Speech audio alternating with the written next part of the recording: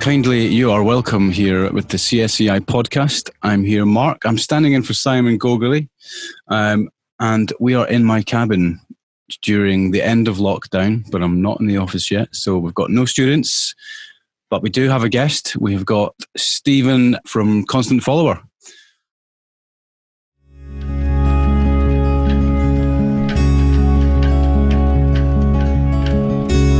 Constant Follower are an ethereal-sounding alternative folk band from Stirling in Scotland. The band formed in 2017, and since then the band have been playing live, building up an audience, and writing songs for the forthcoming album. Their single Set Aside Some Time was released in July 2020 and has received fantastic reviews across the board. Frontman McAll has been recording, mixing and producing their debut album, which is due out in October. McAll has a great perspective on understanding the wider industry. He's been a DIY musician for many years. He's also able to tap into his skills he learned as a concert promoter and booking agent. He's here to talk to us today about how an artist can build themselves up, create an audience, and learn some vital tech skills along the way. So right, first up, I've got I'll fess up that Stephen is a very dear friend of mine, and I've known him since I was a butter babby, maybe 3 or something, right? Would you say? Well, I think, yeah. Well, yeah. Yeah. It must be. So it's always a bit unusual when you're like chatting to one of your best friends in a kind of formal environment. So you just have to deal with how we're doing this here. But Stephen, hello, welcome to our ARU CSCI podcast. Thank you. CSCI meaning Cambridge School of Creative Industries. It's a bit of a mouthful, so I'll call it the boiling cabin or the cabin fever. There we go. I'm in my cabin. Cabin fever. That's right now is what I'll call it. But yeah, Hugh, thanks for agreeing to take part, mate. Happy to. Very happy to help out, yeah. Because I know that you have some really good pearls of wisdom that our students can take a lot from. And actually anyone from like wider could probably take a lot from as well, because you're a DIY musician. Tell us about that. Yeah, I've been going it alone. Guess we've been going since, Constant Follower is a project that I've been doing for about 3 years, I think. And in that time, it was really just kind of building up first of all, I started off playing the songs out myself, some songs that I'd written while I was having a bit of time away. And then decided I wanted to start playing them live, so I found myself a little band in Stirling, and since that was about 3 years ago, and since then we've just been kind of honing our set, and playing out live to people in Stirling, not even bothering about recording or anything like that until we knew the songs were just right. And really just recently started recording and had our first proper release last week. Right, so that's an interesting approach, because a lot of these days, a lot of people will go into a project with an agenda to say, right, I'm going to make an album, or I'm going to do this. But what was your motivation for doing it, for getting into Constant Follower and getting out and playing your songs? I think really the motivation, you start, I guess as a musician, you sort of start and you're playing other people's songs, aren't you? You want to play an Oasis song or whatever the hell it is you're listening to. And then you kind of just somehow naturally just start progressing into wanting to do your own stuff. I guess I was going to gigs and I was watching bands and thinking, I can do better than that, and feeling like you have something inside you that wants to come out. I didn't really have a motive. I didn't ever start and hope that I could play some live gigs or hope that I would make an album. I just started writing songs. One day, I guess it started as poetry a little bit and then developed into full songs. Cool. And that was about 3 years ago you decided you were going to do that? Well, about 3 years ago, yeah. It's probably about 4 years ago 4 years ago I started writing songs at all. Before that, when I was about 20, I was starting to write an album. And then I'm going to go into this just to give a bit of context, right? I know you know, but when I was about 20, I was starting to write an album. I was a wee bit younger than that, and I was attacked by a gang in the bit of Glasgow that I was living. And after that, I wasn't able to play guitar anymore, and my memory was all fucked up, and I just couldn't write or anything like that. So a good bit of time passed, maybe 15 years passed before I even wanted to start trying to do stuff like that again. So that's why it's only in the last 4 or 5 years that I've started writing songs. And I guess that, yeah, I mean, what was the inspiration? Well, you know, I'm 40 now, 41 maybe. You go through a lot in life, you know, and for men, it's not so easy to talk, but there's a lot of stuff that you want to say. And I guess that my songs it's a bit like, sometimes it's easier to sing it than it is to say it. So yes. I guess that's the motivation is, you know, everyone's got something they want to say, and I've got something that I want to say subconsciously. I don't sit down and say, I want to write a song about this time I got attacked, you know. I sit down and with my guitar and I just start playing, and something nice comes and I just start sort of mumbling, singing a song, singing a few words rather, and the song comes out, and then it just kind of comes out all in a wonder. And then it's only afterwards that I'll, maybe a week later, that I'll be like looking at the song and be like, oh, and I'll realise kind of what it's about, you know. So it's not so much motivation for the end point, you know, but just kind of motivation for the therapy or something like that. I don't know. Yeah. So, you know, so on this part of the conversation is looking at the creative side of things, right? Yeah. Like what you said there, you sit down and you maybe have a wee thing you've been playing or something that's in your mind, and you kind of hum along. And is that, would you say that's a normal process for you? Would you ever say like you might hear something in your head and you go, I need to pick my guitar up? Okay. You know what I mean? Where does it come from? Because like, I suppose looking at it from a songwriter point of view, how do you get from square one to this is a finished song and it's what I want to say, you know? Yeah, exactly. Well, for me, I guess there's a first big part of songwriting, I think, that comes before you even put pen to paper, and that is just playing your instrument and really knowing your instrument, because you need to kind of be at the stage, or knowing whatever kit it is you use, you need to be at the stage where if you're sort of feeling an idea, you need to be able to do it there in that moment. Because if you're having an idea and you can't really play your guitar, you know, you can't really get to the next part, it makes all of that much more difficult for me.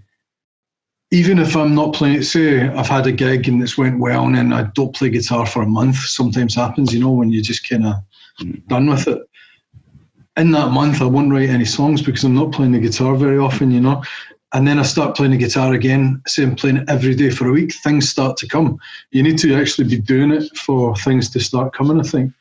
But for me, it's like people are talking about, you know, God sends me the songs and all this sort of shit, which is shit, I think. Sorry, I'm not swearing this. Yeah, I mean, it is. Keep it to the S's and the... Sorry. Well, that's what it is, you know.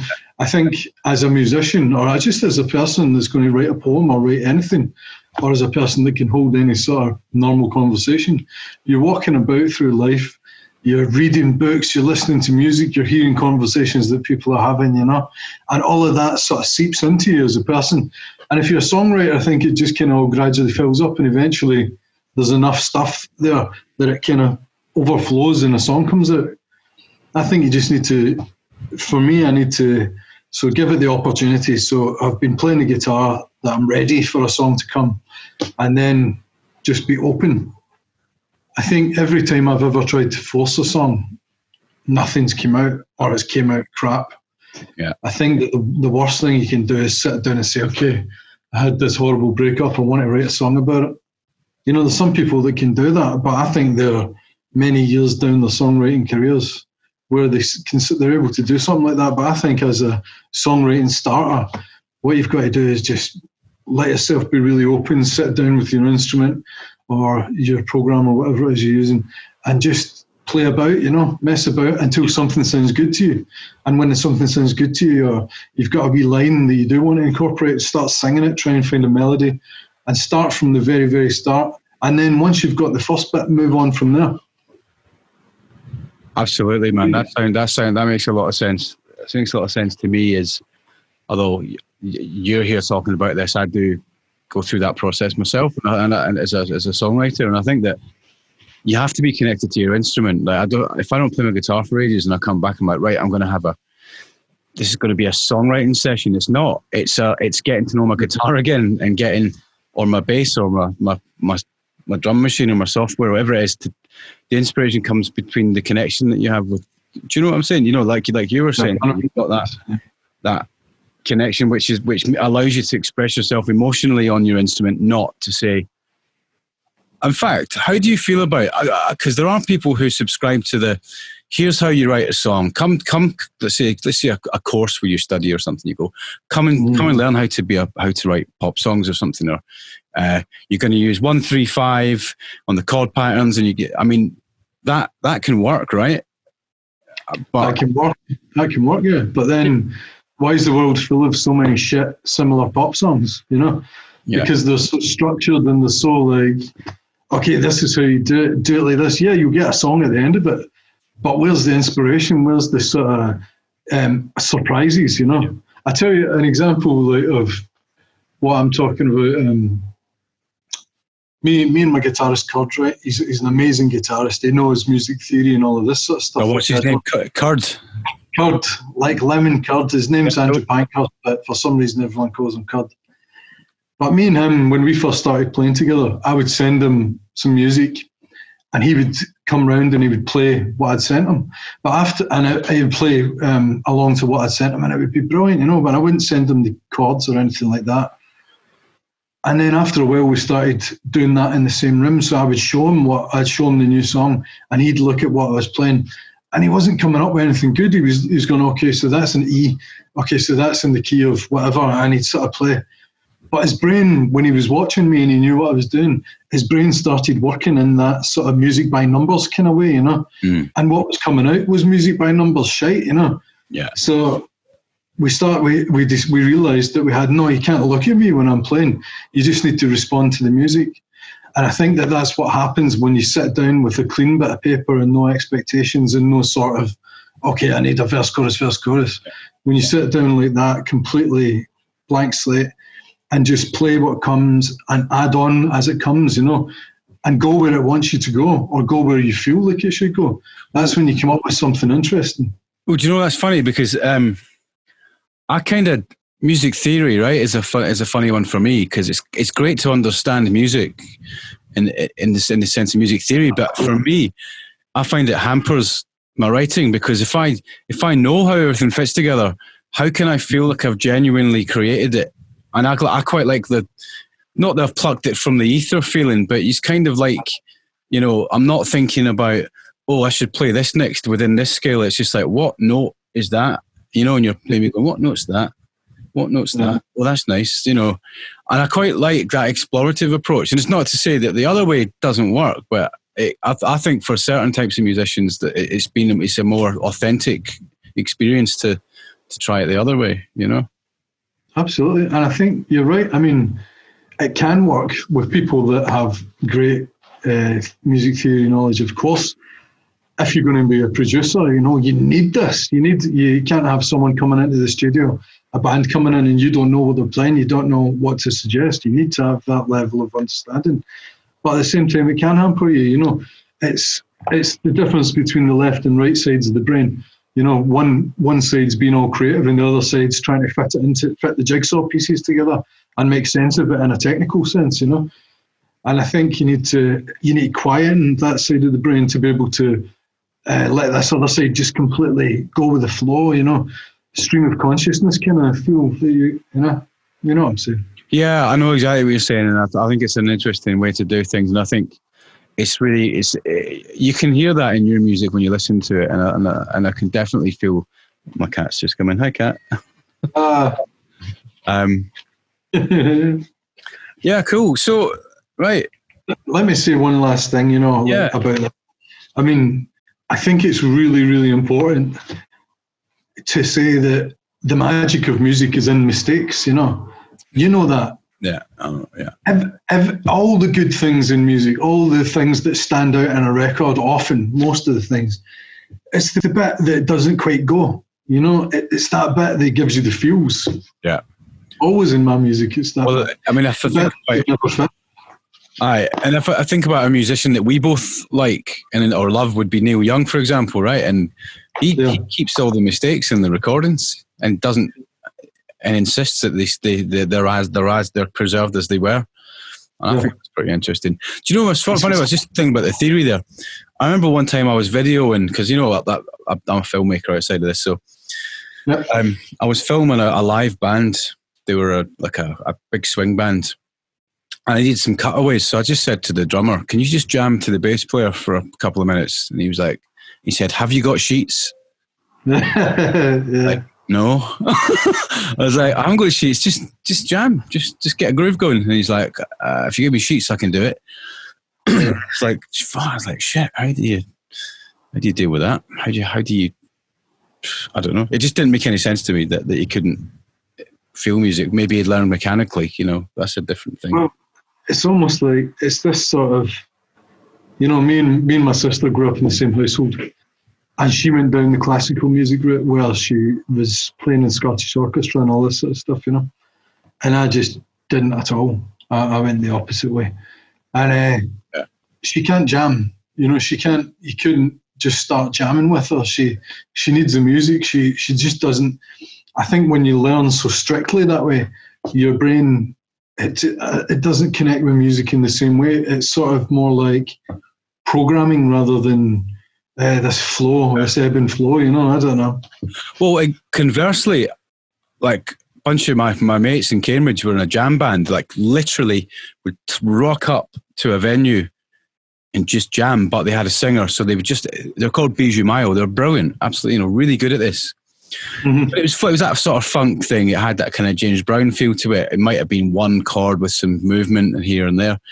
And everybody wanted an album off them. Right, so they spent the whole summer trying to write this album, and they couldn't write a thing because they were so used to. They can all write stuff on their own, but in the dynamic they were in, they were just like, well, the thing's a fluid thing, so they couldn't make it work, and that was really interesting. That's a beautiful concept, though. I think that was my original kind of concept for Constant Follower. It was like. In fact, we used to say to people at the gig, this is we're Constant Follower, and we tell them that this music is it's for the room, it's for us in the room. We're not recording it, and that was just a really nice sort of free feeling. I guess this is how, like, back in the day when in early music, all the music would be for the room, and then all of a sudden this medium, this way of recording stuff and keeping it came up. So people would play music to the room for their whole lives. And then they'd be able to afford to make a single, or somebody would come along, they want to make a single, and they'd go in and they'd make the single. And that would be years and years and years of playing live before they got to that stage, Nowadays you've got bands that have been on the scene for a month that are wanting to go in and record, or that have the ability to record in their own houses, and they have hardly played their instruments, Yeah. It's no wonder that that there's a lot of low quality stuff out there that's just not, maybe it's great songs, but it's not ready to be passed on to the wider public. Yeah. Yeah, it's an interesting one, because a well-honed musician could say, and they do, go into a studio going, well, I haven't really written anything, but let's go in the studio and we'll make it happen, right? The other way is to hone your act that well that you've played it out live loads, and then you're now ready to record it. Yeah. Then maybe that's when a producer comes in and can offer a new perspective, or a musical director or somebody. Yeah, I think a new perspective, sometimes a new perspective is really needed as well, isn't it? Because the band have been out on the road, they've played the same song 20, 30, 40 nights in a row, and the magic from the song when it was originally written is gone.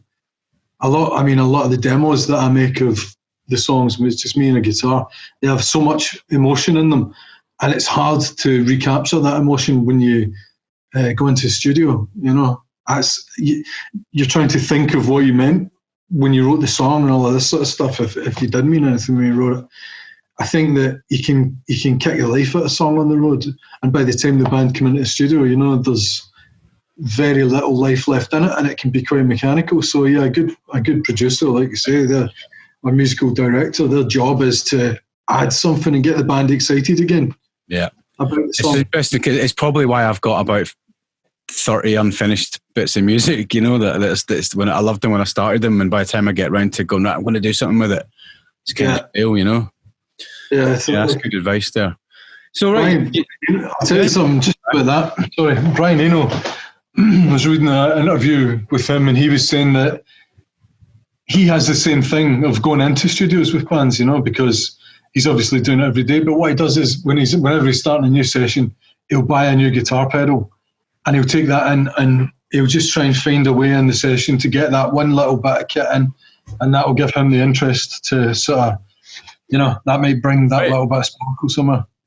That's interesting, isn't it? And that's getting into the production side of it. But just before I want to sort of get into that as well a little bit, with you, especially with you. But so you're right at the moment. Here's where you are. You're chatting to me. You've released a single, and you've been doing press and everything like that. I mean, I'm sure you're sick of talking about it to a point. But what's it? How's it? What's that experience like? Tell me where you are with it. So, what's the experience like in terms of? Well, okay, so I guess it's the first single that we've released, but in a way, we've sort of released a little bit of music in other ways, you know, not in this, let's go full on, try and get people to hear this. So as expected, it's been pretty hard going, you know. It's a lot of work. I mean, 16-hour days contacting people, just trying to get people to give it a chance and listen to it. I believe in the music, it's a good tune, you know. Lots of people have written really nice things about it. Big blogs have written about it. It's been played on the BBC, Six Music and BBC Scotland. But that's not enough, you know. Little bands or people starting out, they might set a goal, I want to be played on Six Music. Yeah. Our first play on Six Music, I think we got 4 extra Facebook followers. You know, this is the kind of norm. It plays on radio don't equate to it's not interaction. Spot plays are great, but they're just spot plays, and you need that momentum behind it. And so that's really cool. Right, let's just for a moment. I'm just gonna play your single out in your video for the guys here.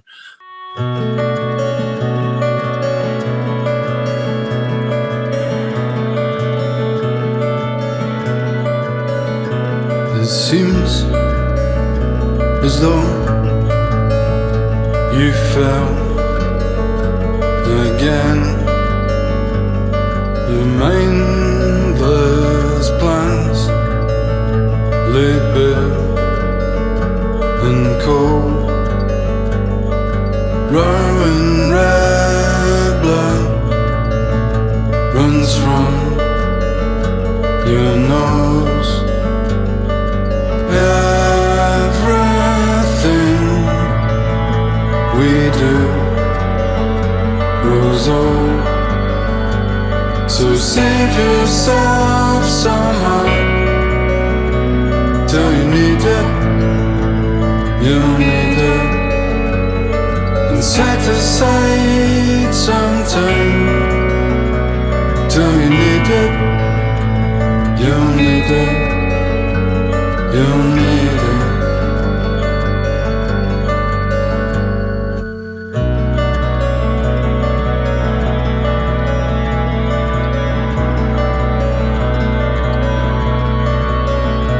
They scraped you from the street again. A night alone with no way home. A need so strong, you know, can't be controlled. Everything we love grows old. So save yourself somehow till you need it. You'll need it. And set aside some time till you need it. You'll need it. You'll need it.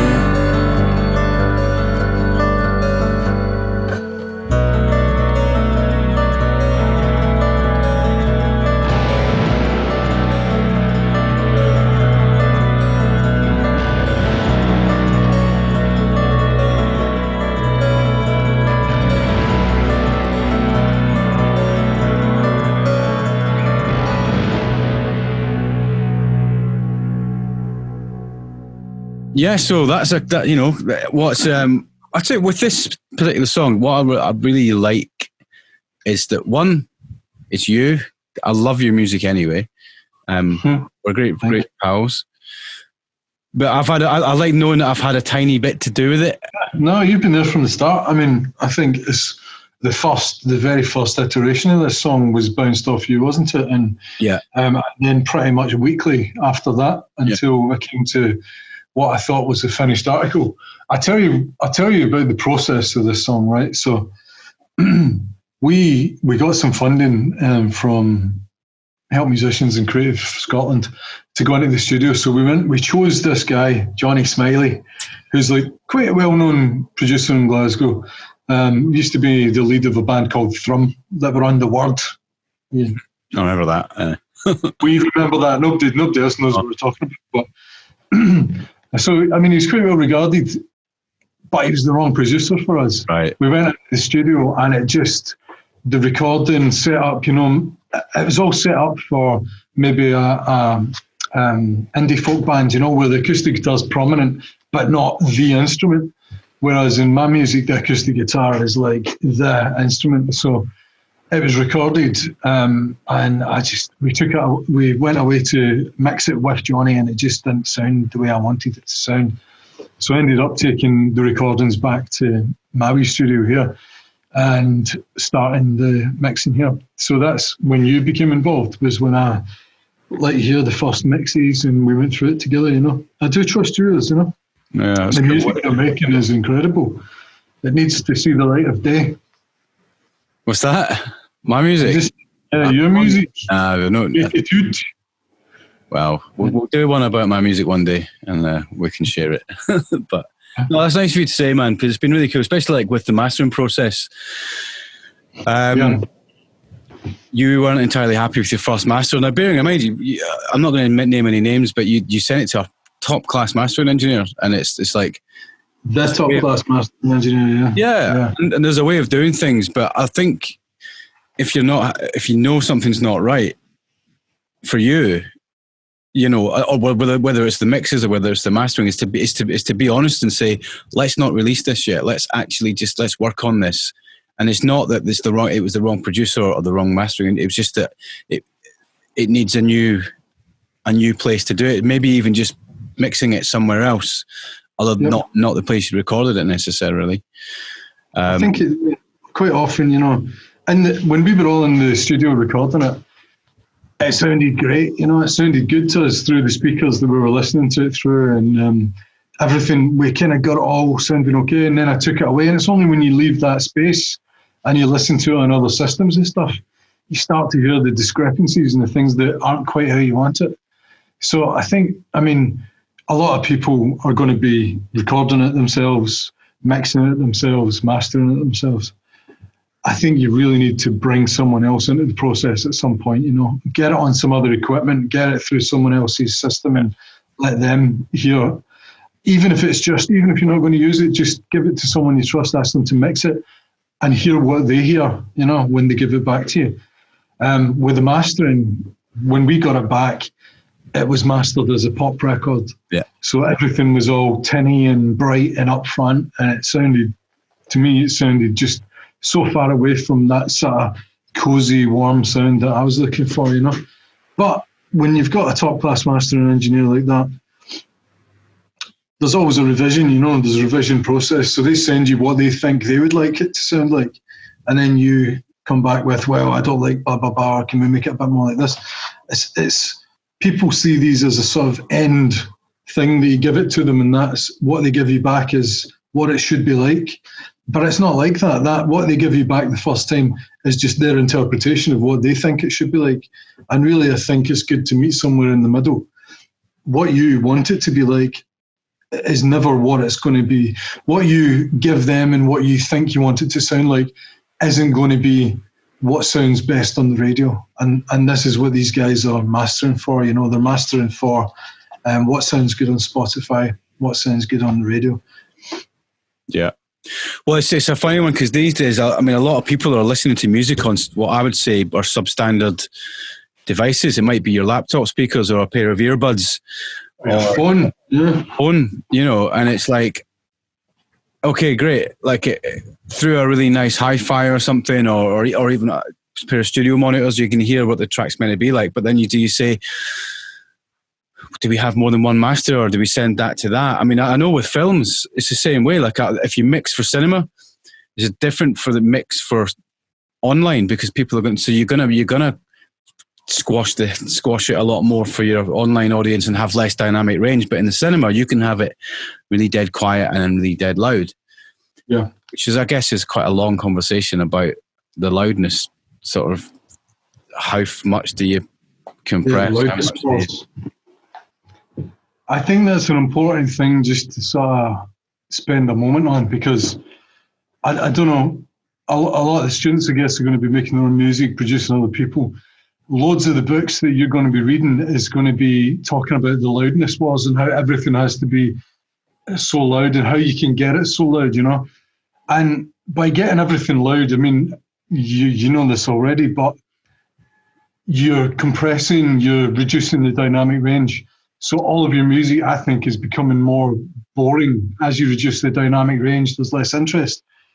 Well, now, thanks to Spotify, which is probably one of the only good things that they've done, this loudness competition is pretty much over. Spotify wanted there to be some dynamic range in the music, but more importantly, they wanted to have this sort of level playing field where you weren't listening to a playlist and one song was really quiet and the next song was really loud. So what Spotify said was, if you give us a song that is so loud, we're actually going to bring it down in level. We're going to compress it. We're going to bring it down. And if you give us something that's really quiet, we're going to bring it up so that everything's all kind of around the same level. So now what mastering engineers are going by is the measure of LUFS.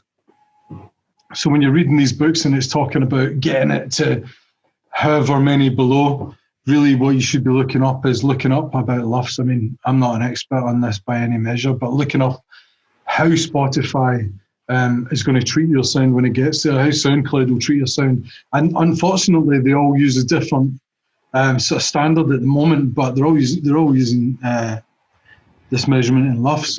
So I think as a musician, again, another thing that you've got to do is look at all the different platforms. There's a happy medium between what Spotify want and what iTunes want. You know, find the medium. There's plenty about it online, but that's really what you're mixing for now. You're not mixing for maximum volume. You know, you're mixing so that it's going to sound good on streaming services. And the students at ARU who are lucky enough to be studying with us here, to the course leader and head of school, because his PhD was all about the loudness war and effective compression. So okay. You guys can go check it out with Uncle Bill. Uncle Bill. Guy. Yeah. You'd like him, man. He's because he's hairy. He's really hairy. He's American, and he's. I love him. I love him already. Yeah. He's got a really good sense of humor as well. Yeah. Anyway, sometimes the wrong sense of humor. Oh, that's really interesting. So, right,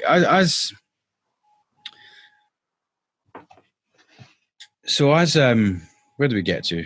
Right, so as an artist, then, right, you're doing things DIY, which seems to be like a lot of people are doing that these days. In fact, quite a couple of big pop hits recently have been by DIY artists. There was one by a girl called Jetta, and that was like kind of almost a drum and bass track, quite old school sounding.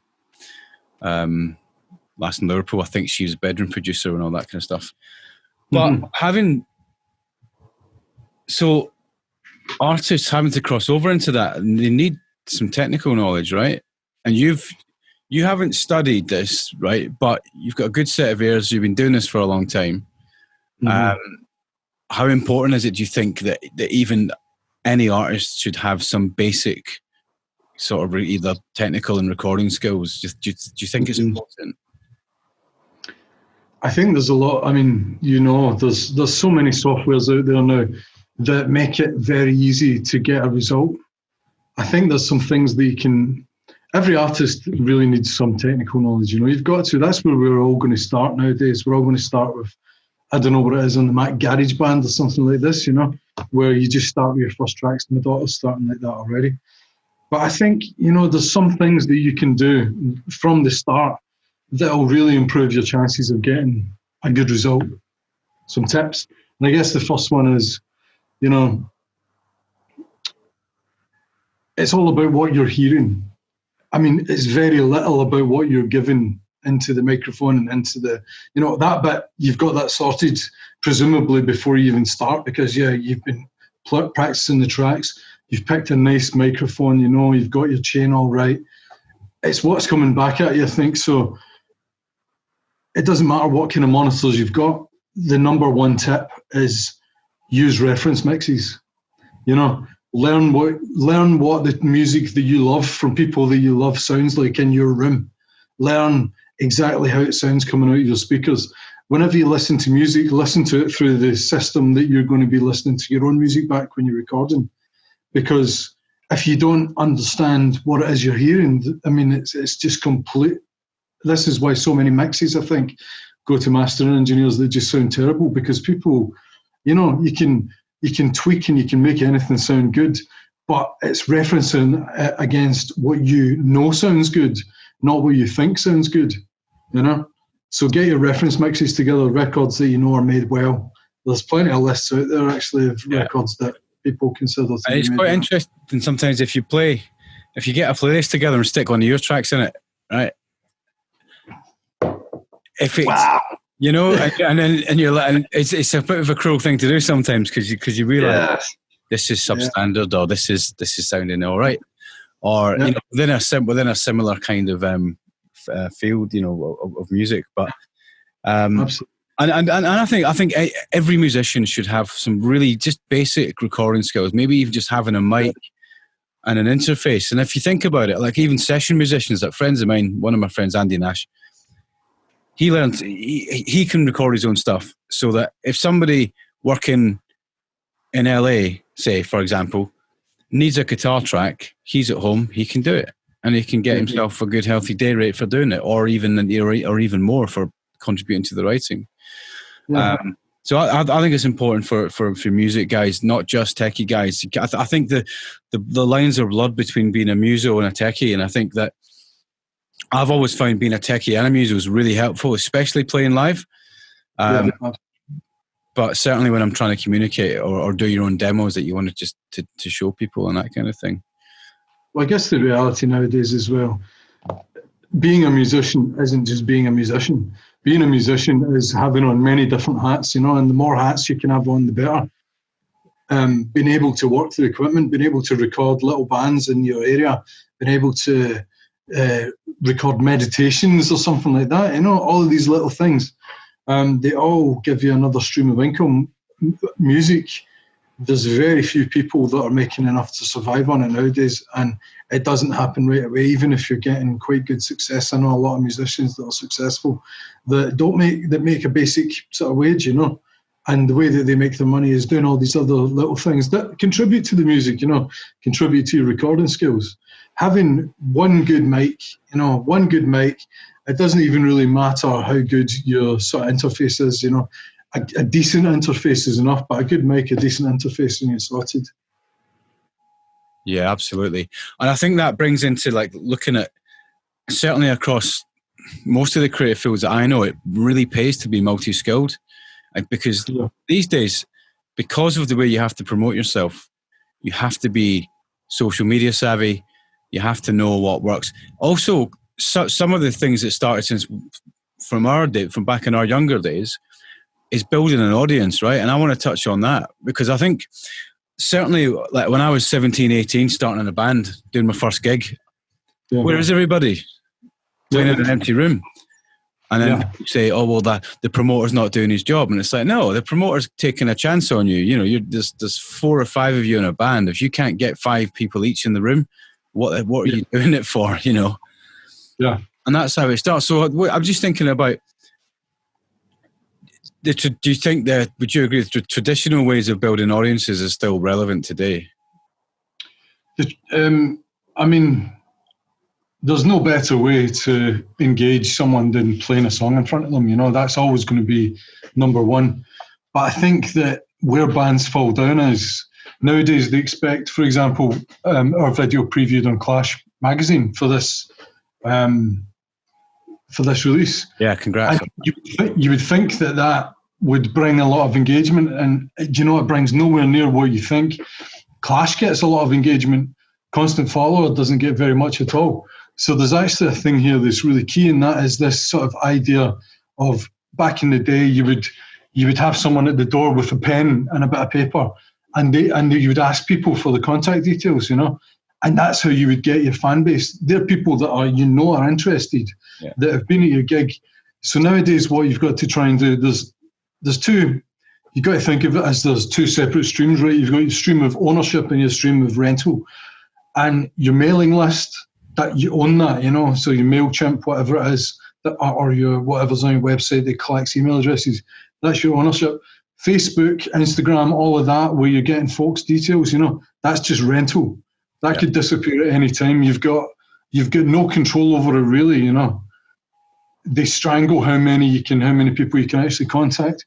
Yeah. So everything should concentrate and point towards your mailing list. That's where you can engage with people the most. That's where you can tell them exactly what you want to tell them, as much as you want to tell them, you know. You can make it really personal. And that never goes away. So I think bands really fall down when they don't realise that it's this mailing list. That is your heart, the heart of your band, you know, and always point towards it. So it's absolutely like vital that if you're performing, that you go out there and you know what, I find little things like give away some badges at the door. Do you know what I mean? Absolutely, yeah. Little things that people like, little button badges or something that's been with a little bit of love, because then because you're engaging people one at a time, and that is, like you say, it's just buy or rent, right? Buying or renting somebody's attention. Not buying, but you know what I'm saying, like the way you put it, far more articulate. But you know, I can go from my experience and saying that I remember playing in rooms with 10 people in it, right? And it's like, how do you get from that to playing in front of 500 people? Well, that can take a few years, right? Yeah. But I mean, I've always thought, make friends with other bands, right? Absolutely. That is a vital part of it. I mean, but nowadays more so than ever. Yeah. Engage with other bands, social media, you know, try and create opportunities where you can work together with other bands to promote releases, stuff like that. Actually, I was talking to someone the other day there, and they're saying it was a blog that had featured us, and he was telling me why he started the blog, and it's because he was a record label and he wanted to start a blog that he could then write about other bands and engage with them and tell them about his bands that are on his roster, you know. And I thought that was a great idea, to have a blog where that's like, no matter what band you are, you want to be written about, you know. And if you've got a little blog that's only got 10 followers, you still want them to write about you. It's still going to be your name on the internet somewhere, you know, linking, someone might see it. So it's very, very easy to engage with bands that want to be written about. Yeah. So starting a wee blog's a great idea, I thought. That sounds a bit like a modern equivalent of a fanzine, right? Yeah, entirely, yeah. You know, I remember creating my own fanzine for my own band, just leaving them around on tables and doing, like, you know, reviews that I'd done or other people had done, and you get people involved and other musicians and people who want to write. Create a wee scene before you know it. You know, I think it's important that even nowadays is to find out, like, if you want, how do you play in another town, for example? Will you find a band that you like in another town that are a bit like you, and reach out and say, do you want to come and play to an audience in my town, and I'll come and play to your audience in your town, and then you get to start sharing the mailing lists, and before you know it, you can put your band out and do these little tours. And I think that let's say analog way of doing things is always going to have the value. I mean, I'm currently in a covers band, right, which I never thought I'd do, but I am. And weirdly enough, you do get more ready-made audiences because people go to pubs because it's a different sort of thing. They want to hear a bunch of covers. Yeah. The more you play, the more you meet people. They'll say you get recommended to somewhere else, and before you know it, you start making friends with other people's bands and saying, "Why don't we do a little event together?" You know, and you know, and that can be put. Yeah. And then before you know it, if you're any good, and depends on what the kind of stuff you do and how it would be spread, but you know, you're playing in front of rooms that are busy, and then your gigs start to become really, really fascinating, really interesting things to do. And I think, I'll tell you, talking exactly about this, one really good way to do it is what we did in Stirling is if there isn't a scene there, to create it for yourself, And we had, when I moved here, I was from Glasgow originally, well, from East Kilbride, and there wasn't really gigs happening that we could play at that would be a good place to play. So I started this night called Golden Hum. And just the first, we did like 5, it was a kind of monthly, twice a month sort of thing, and brought all the bands from around the world that I wanted to see just when they were touring anyway, all the bands that I wanted to be connected with, and put them all on, talk to them, Every now and again, Constant Follower would join the bill as a support act. And we called it Constant Followers Golden Hum. So it got the name out to all these people, and made connections with bands that were on labels that I wanted to be on, And now that I'm releasing the single, I'm sending them those emails. Oh, yeah, I remember you played at Golden Hum. That's me releasing this single. And, you've already built up a relationship with people. So you're not just approaching people out of the blue. And they feel the sense that they owe you at least to give you a wee share or whatever, because you put them in your house and you put them on in your little town. It's a great way to build sort of contacts with bands for sure. Yeah. And if you're in a town that maybe doesn't have a venue or that's a known venue, make one, or hire out a hall and get a temporary music license or whatever it is. Yeah. But I think I think like going to a promoter is one way to do it, right? And let's say you fill a room. Some promoters are easier to deal with than others. But they're always going to take a cut. So if you want to make the money from your gig, be the promoter and yourself in a way. I find that's what I used to do. And then if you fill a room, you're walking home with 500 quid, not 40 quid or whatever it is. Yeah. Definitely. And you choose what bands that you play with. It's like you make the perfect scenario for your band to play. But I think that does go to that point where I think, I'm not saying that younger musicians may not realise that, but certainly I didn't when I was younger, that there wasn't a ready-made job or an audience. If you're doing, especially if you're doing original music, you have to create the work yourself. You have to create the scene. There isn't a guy going to, a fat cat in a limo with a big cigar going to come along. It doesn't work like that. It's you have to make your thing a brand almost. I think people definitely have the sense, even if it's just the sense that there's people out there waiting to hear my music. There absolutely isn't. Yeah. There is no sort of gap in the market for you. Yeah. There's I don't know how many songs there's been uploaded, 10,000 songs uploaded to Spotify every single day or something like that. There is so much noise that you're not going to be heard unless you put the work in. Even if your song's the best new thing out there, nobody's listening, Even think about the new music that we're consuming. There's so much thrown at you, and I like that, add it to my playlist, listen to it a couple of times, whatever. It's so seldom that you search out an artist now and actually really go into what they're about and all that, You've got to create the opportunities for yourself. Nobody else is going to create them. It's 1 in a million that you play a gig and there's a record company guy there and he's like, okay, don't worry, I'm going to do all the work for you. It just doesn't work like that anymore. And if it does, be suspicious. Yeah.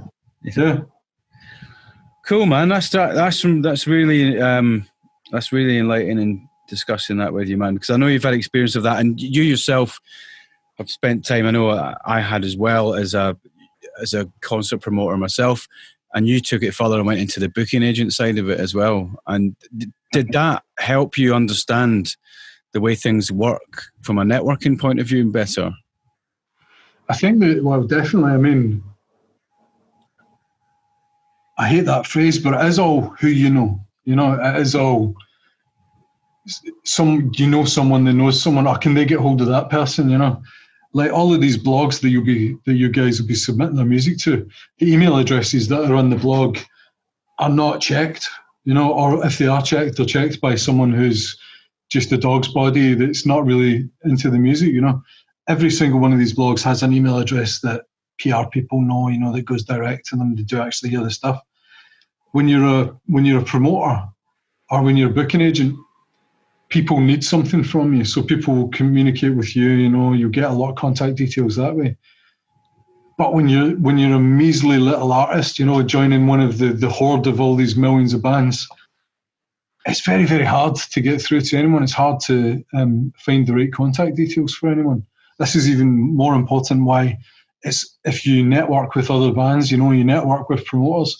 When you get a gig, talk to the promoter at the gig, tell them about yourselves. Tell them, be grateful for starters, and ask them about other promoters they know. Is there any other promoters that you think might want to put us on? Do you fancy giving them a shout if you like their gig? You've got to make the most of these little contacts when you get them, because it's very, very hard to get. If you're coming from the outside, it's 100 times harder than it is if it's somebody that already knows them or knows the person that you want to get in touch with.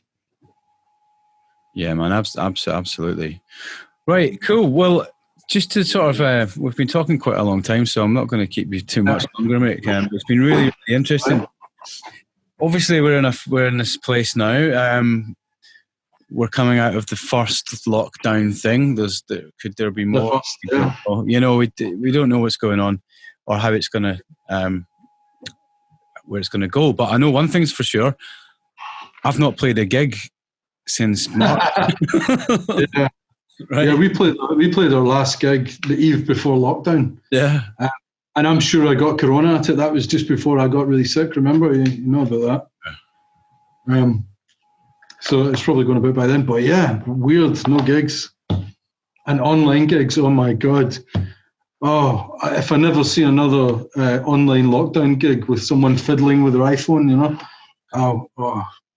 And half the time, if it's done that way, the sound's going to be garbage, right? Terrible. No. And if it's through Facebook, terrible sound, yeah. Yeah. And another thing that's interesting is that Facebook doesn't stream in stereo. I know, they collapse it to mono and it sounds terrible, yeah. Yeah. So you've got to mix for mono, or rather give them a mono. Choose how it sounds in mono to you before they collapse it. Yeah. I've heard some good ones, so right enough that sounded quite good. But I think there's a future, and it's in that, because let's face it, we're not going to be able to do full-on gigs with everyone sitting next to each other or standing next to each other for ages, right? Yeah. So we've got to think of new ways to do it. And one is the playing in say, luckily it's quite warm down here at the moment, and when things reopen, my band first gig is going to be outdoors to people who are sat on tables, and it's not the same. Yeah. But it's better than not having a connection, I think. I think that, I mean, we all recognise now that the musician on the stage is only a tiny part of live music experience, and musicians have noticed this more than anyone. I think that sitting in a room and playing to people, whether it be hundreds or whatever, online, 80% of that thing about music is missing, It's just something that isn't replaceable by doing even the finest quality live stream. I mean, it makes me think of an interview I read about Bob Clearmountain, the producer engineer. And he was talking about when he went through a stint of doing the live sound for the live recordings for sort of DVDs for the Rolling Stones. And he would come back and when he was mixing it, they would have all these bits of audience noise that they would mix in to try and give it a bit of atmosphere, like all of the cheering that you hear and all the whoops and everything, that's all just added in. That's not really in, because people are generally quite quiet during the concert, and they don't capture that. And I think, he's trying to add in this ambience and this feeling to a video that you're watching on your own, sitting with your girlfriend or whatever in the house. It's going to be so hard to give people the experience, the feeling that they're really experiencing that thing about music that gets your heart, and even more so for a musician. I've done a couple of live streams, and sitting facing a camera with an acoustic guitar, it's just not the same as having that communication, that conversation with the audience, even silent conversation. So I really don't know how that will be replaced. I think the idea of having an outdoor gig's a brilliant one. It's not going to happen up in Scotland, obviously, but yeah. maybe that's the way gigs are going to go. I know they tried to do a social distance gig in London, didn't they? Yeah. And it was a complete disaster. The venue lost money, and that was a big venue that could do it. It's all these little grassroots venues that would never be able to do something like that unless you're doing a gig to 2 people. I don't know what the solution is. So, live streams are the best we've got. I think you might be right. I mean, it might be a toss-up between no music or that. Yeah. And I mean, what you're saying about, what you're saying, I can't remember who it was, but I didn't see it, but someone was telling me a band, maybe it was Low, they did a live stream, and it was the full production, it was like a full show with lights and all this kind of stuff. Amazing sound, multiple camera angles. And it was good. People enjoyed it. It was bearable, it was a good experience. But for them, it wouldn't have been that good an experience as a musician, I don't think, No. It's still missing the audience. So I guess, we can, as musicians and as people that are working with music, we can find solutions that still deliver music into people's houses. But it's a different thing from live music. Yeah, as such. I think the artist's going to lose more than the audience, ultimately on this. I watched a live stream. It was a guy I shared with you recently, French 79, and he did a live thing, and he had all these stack of synths in a light show. Yeah, and I put it on in here, dimmed the lights, got the sound up, and made it into a wee thing, and maybe audiences are going to have to kind of like close the curtains, turn down the lights, and maybe at times the artist like just tries to speak directly to them and say, "Look, thanks, and the audience will get more out of that, but the artist is still going to have a bit of a lonely old time." Yeah, but, like there's this thing it's like when you see too much behind the curtain, there's a lot of artists. The artists up on stage, you put them on a pedestal. As soon as an artist walks out there, the audience holds their breath because it's like someone special's walked out, They're here to see this person. They've paid their money. They've travelled. This person's put in years of practice. It's a magical moment. But when you're in someone's living room with them, of course, it's an interesting concept. At first it sounded like a great idea. I'll get to see James Yorkston playing in his kitchen, and he'll give me some of his chat. But actually, it's kind of awkward, that sort of thing that separates you from the artist is maybe something that needs to be there. That's a good thing that makes it magical. Yeah, I know what you're saying.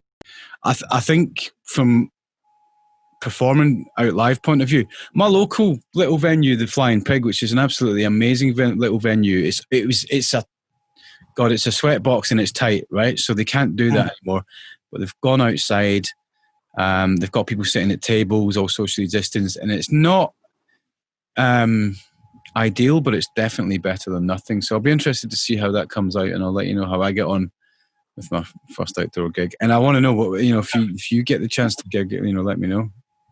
Well, we're waiting on someone to come up with a great idea here, aren't we? And I guess it's times like this where there's adversity that someone comes out the woodwork with a great idea, a great idea. So perhaps now's the time for someone to put their hand up. Yeah.